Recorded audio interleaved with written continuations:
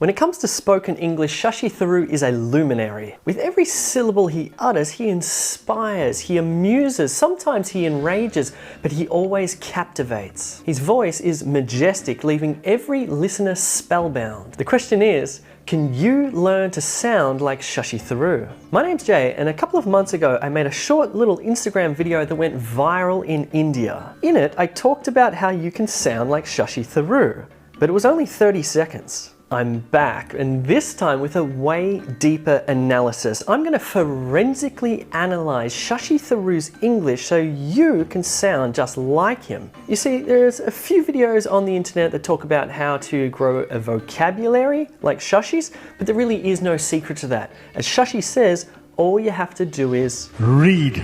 But no one's ever looked at the way that he sounds in any level of depth, and that's exactly what I'm going to do. I'm going to shed light on every single syllable that Shashi utters. I'm going to look at all the vital vowel sounds that he says, as well as all of the critical consonants, in addition to rhythm. So if you want to learn to captivate a single listener or an entire audience, both within India or internationally, then watch this video right to the very end. If now is not the right time to watch this video, then click that subscribe button and follow me on Instagram, which is J_teacher. It's there that I post daily videos on how to sound like exemplary Indian English speakers. There's a lot we need to get through, so I'm going to divide Shashi's spoken English into two main parts, sounds and rhythm. We'll start with sounds. Sounds are going to be important because they're the fundamental building blocks of spoken English, and they're going to be especially helpful for those of you who are not so confident with your spoken English at present. Now, in the second section, we're going to look at rhythm, and that's really where the magic takes place. So you may want to skip this section. It's up to you. We'll start with the key consonant sounds. And for those of you who maybe missed this lesson in school, a consonant is simply a sound that you make that requires some part of your mouth, like your tongue and your teeth and your lips and the roof of your mouth, etc., or a combination thereof. That's what a consonant sound is. There are actually very few consonant sounds that we need to focus on because English, Tharoorian English, and Indian languages have a lot of overlap with the phonemes or the phonology or the consonant sounds. There are only a few sounds in Tharoorian English that don't exist already in your mother tongue. So let's just concentrate on those really critical consonants that could potentially impact how you speak. Lesson 1, puff your peas. Listen to Shashi puff his peas here and you'll see what I mean. People passionately pleasure, people passionately pleasure. Put out your hand and you say those words, people, passionately, pleasure. You should feel a little puff of air and aspiration coming and hitting the palm of your hand. So why concentrate on this sound in particular? The reason is it's easily confusable with the unaspirated B sound. So when you listen to Shashi speak, there's no mistake or confusion between bin and pin, or bill and pill, or ball and pole. Lesson 2, coats and goats. It's the exact same principle behind the k and the g sound. Have a listen to Shashi. Kept contribution, culture, kept contribution, culture. Shashi aspirates his k sounds over his g sounds, so his listeners never have to contend with the question, did he say crime or grime? Did he say cap or gap? Did he say crab or grab? You see, there are two ways to lose a listener mid-sentence. The first way is you say a non-word like gop, and for a split second, the listener thinks to himself, what's gop?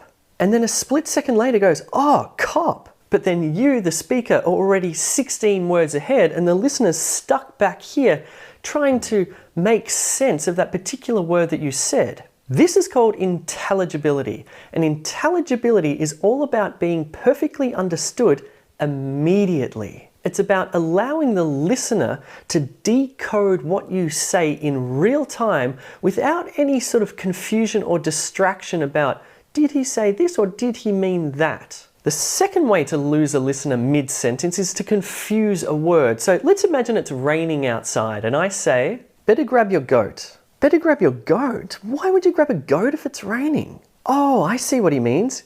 Coat. You see, these particular aspirated versus unaspirated sounds can either create non-words or they can confuse words, which means you lose your listener. Shashi never loses his listener simply because he aspirates where he needs to and he doesn't aspirate on other particular sounds that he doesn't need to. Lesson 3, play the snare drum. Okay, what I'm talking about here is the difference between a retroflex t and an aviolar stop. No, I'm not. I'm talking about this. I'm talking about how English has a t and a d and Hindi has a hell of a lot more t and d sounds as well as other Indian languages. Have a listen to the way Shashi says these words that start with a t sound. Time, television, attention to it. Time, television, attention to it. Now the Tharoorian t sound sounds much more like a snare drum as opposed to some sort of bass drum. It sounds to me that the Tharoorian t sound is happening on the back of Shashi's teeth. The tip of his tongue is hitting the back of his teeth as opposed to the roof of his mouth. So if he says the word time, you don't think dime. And if he says the word tide, you don't think died. And if he says the word tick, well, you don't think, well, you know what I mean. Now, before we push on and look at 2 more critical consonant sounds, there's 2 things that I want you to do. 1, subscribe to this YouTube channel right now. Just in case, God forbid, you're not going to finish this video right now, you might want to come back and watch it later, or you just might want to reference it. Number 2, I want you to follow me on Instagram because that's where I actually post daily videos, and I also have a micro learning course there. Let me show you what it looks like. Okay, so here's my Instagram profile here. If you click that subscribe button that's on my profile, you'll get access to my micro learning course whereby you'll get access to these little practice activities that I create that will only take you 60 to 90 seconds per day that'll help you to actually sound much more like exemplary Indian English speakers like Shashi Tharoor amongst others. Cool, so that little Instagram micro learning course where I release daily practice videos for you is less than 100 rupees per month and you can cancel anytime. So if this is of interest to you, then check out that Instagram course, it's really, really good. Lesson number 4, bite your V's and kiss your W's. When it comes to the w, Shashi manages to keep his Indian accent but never confuse his listener. Take a listen. Widely vocabulary. Widely vocabulary. I just want to say something here about the relationship between consonants and your identity. I think consonants are really the fundamental part of an accent. And what Shashi has been able to do internationally is keep his Indian accent through his consonants, but not confuse his international listeners by letting his mother tongue interfere with his English. He's treading a very fine line and he's done it really well. I think it's possible to keep your Indian accent in international speaking contexts and still be perfectly understood no matter where you are in the world and whoever you're speaking to. Lesson number 5, the railways. Have a listen to the way Shashi says the word railways here.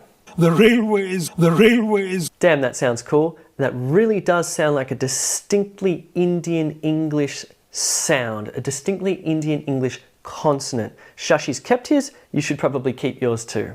Okay, so we're done with consonants, so let's talk about key vowels now. So vowels are arguably more important for intelligibility than consonants. Consonants are not that consequential. Vowels are a little more consequential for when it comes to being understood immediately. So, quick refresher, what's a vowel? Well, I told you that a consonant sound was a sound that you make where you use some part of your mouth, like your tongue and your teeth, for example. A vowel sound does not require any part of your facial anatomy. These are sounds that come straight from the voice box. Sounds like a, e, o, a, etc. Now, remember when I told you there was quite a lot of overlap between English and Indian languages with regard to consonants? There's not so much overlap when it comes to vowel sounds. International English has quite a few more longer vowel sounds than Indian Englishes. But what Shashi manages to do when he says these vowel sounds is keep them almost half Indian, half native. There's something distinctly Indian about them, but they're perfectly intelligible to an international audience. So let's take a look at this vowel sound, which is typically spelt with an A and an I, or an A and a consonant and an E. Retailing. Or words like sail, scale, or email. Another vowel sound that Shashi really nails is the long diphthong vowel sound ear, as in Years to shear. So Shashi manages to say this long diphthong vowel sound, keeping it Indian, but making it perfectly intelligible. This one's a real killer for a lot of Indian English speakers. It's the oi sound. Joy. Or words like boy, soy, or lawyer. There's also the long A sound. Congratulate them. Away. Days. Congratulate them. Away. Days. There's also the long O sound, which many Indians tend to cut short.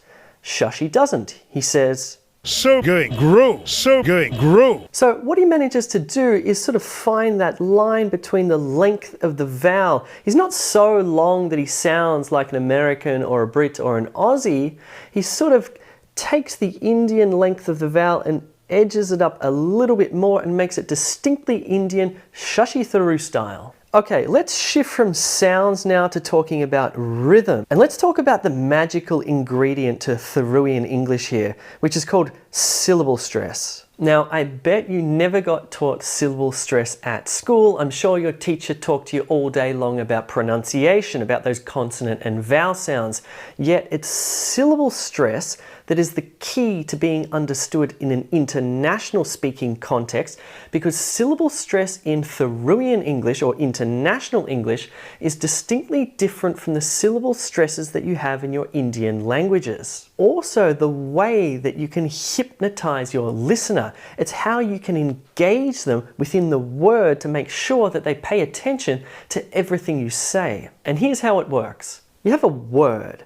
Every word contains at least one syllable. A syllable is a mouth movement. Let me show you what I mean. Take the word books. It's one syllable. It's one mouth movement. Take the word city. It has two syllables. City. Two mouth movements, two syllables. Take this word.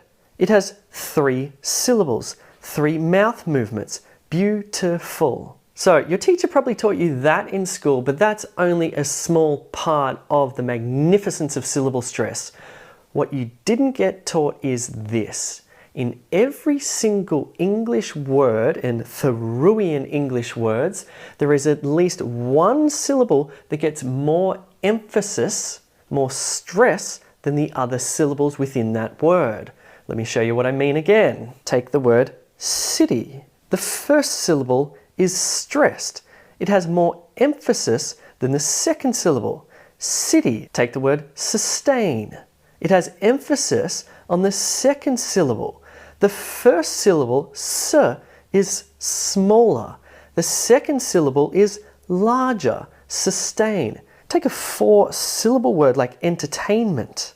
The third syllable has more stress than the other syllables in this word. You are going to fall into one of two camps here. You're either going to be able to actually hear what I'm talking about, or you might actually have what's known as stress deafness.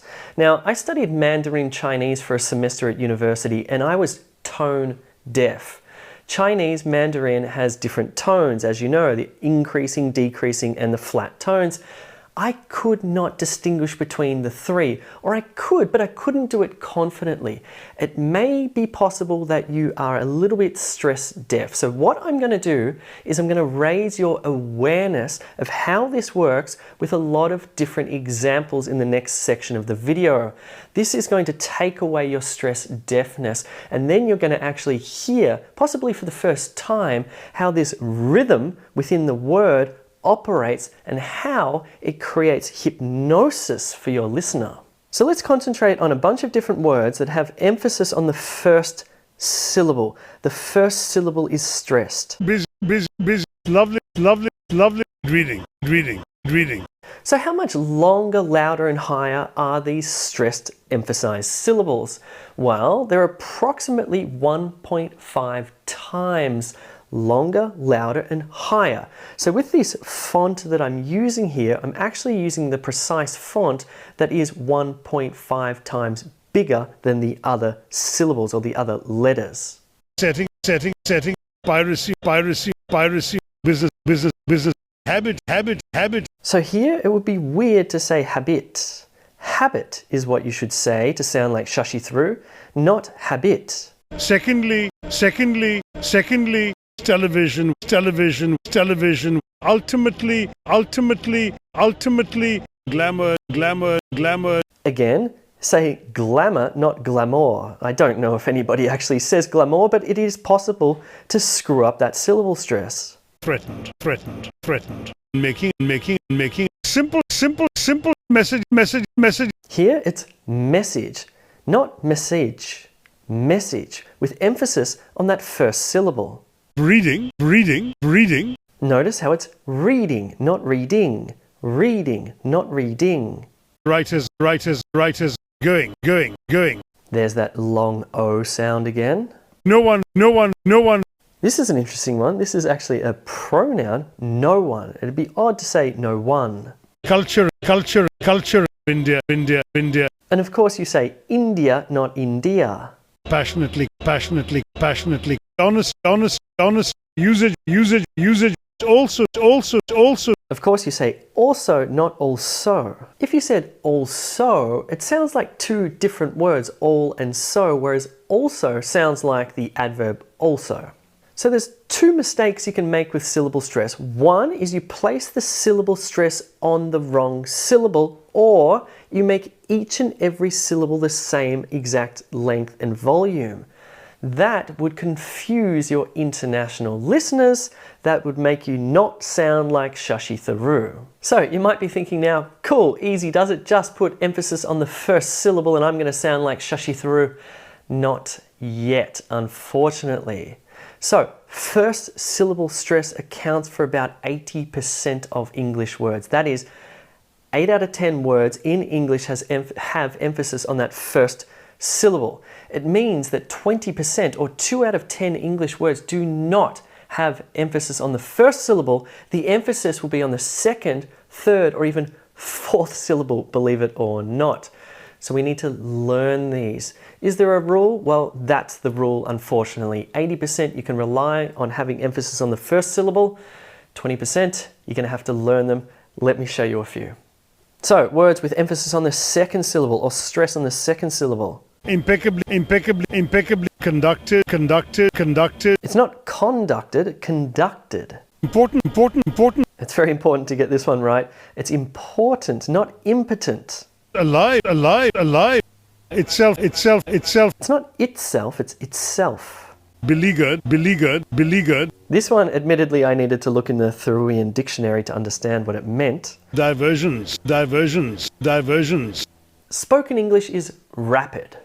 And it doesn't come out word by word, it comes out in chunks of language where words are joined together. This phenomenon is called connected speech, and we're going to look at it just in a minute. Now, the way that a native listener, that is an international listener, recognizes the words within what you're saying is via syllable stress. It's via these peak syllables that the listener knows where the boundary between two words is. So if you're using syllable stress that is different to what they're used to hearing, two things are going to happen. One, they're not going to understand where the word boundaries are, and the words will seem blurred in their mind, which is going to cause confusion. Secondly, you may cause distraction in their mind, because if you misstress a syllable, let me show you what I mean here. So instead of executive, you say executive. In the listener's mind, for a split second, they're going to go, executive? I've never heard that before. That sounds a little bit strange. I can't quite place what that is. Is she talking about executions, perhaps? Oh, she means executive, not executive. The reason why Shashi Tharoor can speak internationally, including places like Oxford University, and have every single person in that crowd understand what he's saying, his syllable stress is spot on. And this is how the minds of those native British listeners in that case are actually cognizing recognizing, computing his spoken English. Now, it's here that I want to pause and show you a crazy, crazy rule. This is one of those rules that you've always been subconsciously aware of, but you've never actually had anyone explain it to you. Let's see if the light bulb goes on. Now, how does Shashi say the word sustain? Sustain. Does he say sustain with a U, or does he say sustain with an E? Sustain. It's actually sustain. Sustain. How does he say the word awards? To give awards. Does he say awards or awards? How does he say the word important? Does he say important or important? Important, important, important. All right, so the rule here is this. You know how you have that peak syllable, which contains a consonant and a vowel, the stress syllable, the big one? Well, that keeps its vowel purity, where you actually say or a or I or e, etc. Now, the other vowel sounds within the word that are not stressed actually contain what's called a schwa sound, which is a stupid word for a little sound that's like eh. Again, it's sustain, awards, important. That's just something to keep in mind, and it's the difference between English spelling, which is absolutely ridiculous, and the reality of spoken English from people like Shashi Tharoor and the way that they actually say the words, not spell the words. In other words, the relationship between the spelling and how it's said is remarkably different. Now, remember, if you want to learn more about this, not just conceptually, but actually practice it through practice activities that I give you on a daily basis, go across to my Instagram, j_teacher, that's J-A-Y teacher. Click that subscribe button. It's less than 100 rupees per month. You can cancel anytime. It's good practice. All right, if you're still with me, let's look at third syllable stress. This is where the rubber hits the road. Words like Celebrate, celebrate, celebrate. celebrate, Auditorium. auditorium. Remember, it's auditorium, auditorium. Auditorium, auditorium. Entertainment, Entertainment, entertainment. competition, Competition, competition. recognition, Recognition, recognition. contribution. See the emphasis on the third syllable. Contribution, contribution. Education. Education, education. Now, one thing you would have noticed there is that I actually did change the size of that first syllable, but it was the third syllable that was bigger. So it was like medium size, small size, big size. Take a look again. Celebrate. So there's some emphasis on the first syllable, cel, almost nothing on that vowel sound, and then the third syllable, brate, gets most of the emphasis. Celebrate. This is called primary and secondary stress. Primary stress is actually on the third syllable. Secondary stress is on the first syllable. Or auditorium. Hear the rhythm in that? Auditorium. Entertainment, entertainment. Some stress on the first syllable, most of the stress on the third syllable. Okay, before we move on, I want to tell you about an important distinction between nouns and verbs that's made via syllable stress. Have a listen to this sentence here that Shashi says when he says the word increase, because he says increase is a noun and not a verb, and therefore the syllable stress actually shifts. Take a listen. And both of those are on the increase, increase, increase. So it turns out that if you want to say a noun like an increase, you emphasize that first syllable, increase. But if you want to turn it into a verb and increase something, the emphasis or the syllable stress falls on the second syllable. Increase, increase, increase, increase. Can you hear the difference? What about decrease and decrease? Decrease and decrease. What about present as a noun where you give somebody, say, a birthday present versus the verb present? Present, present, present, present. Can you hear the shift in syllable stress? What about insult and insult? I hope nobody's doing that in the comments below, by the way. Insult and insulting me. Yes, sometimes I look a bit like Draco Malfoy from Harry Potter, apparently, but I take that as an insult. Actually, I don't really care. What about document versus document? As in, I made a document to document the risk. Can you hear the subtle shift in stress there? What about this one here? This is a noun and an adjective. Content versus content. Content as in I wrote some content for the blog and afterwards I felt very content. I can't encourage you enough to go across to my Instagram channel and sign up to my paid micro learning course, where every day I send you little practice activities that are going to raise your awareness of how syllable stress works and also get you to actually start producing it yourself. So then in real life, you too can be perfectly intelligible and you can begin to engage your single listeners or your audiences the way Shashi does. Now, the last thing I want to talk about is connected speech. What I'm going to do is pull everything that we've talked about so far, from the sounds, the consonants and the vowel sounds and the rhythm, the syllable stress, into an example where Shashi says it in a single sentence. Take a listen to this. There is so much historical amnesia about what the empire really entailed. There is so much historical amnesia about what the empire really entailed. So here we have a visual representation of what Shashi sounds like, and as you can see, the letters are of different sizes. There are syllables that are much bigger than other syllables. There are single words that are bigger than other words. What you'll also notice is the words are not separate as if you are reading them. That is called connected speech. You see, what really happens when somebody's speaking like Shashi is they start to naturally connect or blend certain words together. It kind of just happens when you have a word that ends on a vowel and the next word starts with a consonant, or vice versa. They sort of start to move and shift a little bit within the sentence. That's perfectly natural. It's part of the rhythm. All right, so that is that. That is Shashi Tharoor's spoken English analyzed in full. Now, as I said at the beginning, you cannot replicate his vocabulary. The only way you can do that is by reading. But everything that I've taught you in this lesson is how you can begin to emulate the way he sounds. But it's going to be your distinct personal voice. The important thing is here that when you're speaking internationally, you're not going to disrupt or affect your Indian accent. Everything that I've taught you is about keeping your Indian accent intact, but being perfectly intelligible and being super engaging. Cool, that's it. My name is Jay. I hope you found that helpful. Make sure you click that subscribe button and do go across to Instagram and follow me there at JTeacher. See you soon.